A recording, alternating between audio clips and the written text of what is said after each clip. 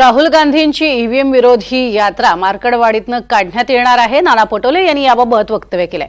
पटोलेंनी मार्कडवाडी ग्रामस्थांची ही भेट घेतली। पडळकर आणि सदाभाऊ खोत यांची सभा संपताच नाना पटोले मार्कडवाडीत दाखल झाले होते।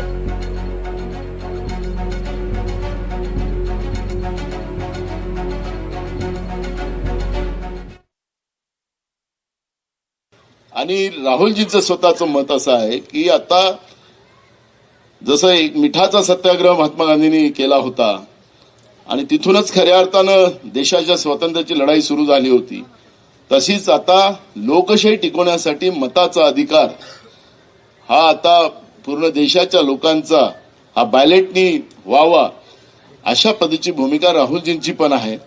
आता अधिवेशन चालू आहे लोकसभेचं, त्यांचा प्रोग्राम अजूनपर्यंत आमच्याकडे आलेला नाही।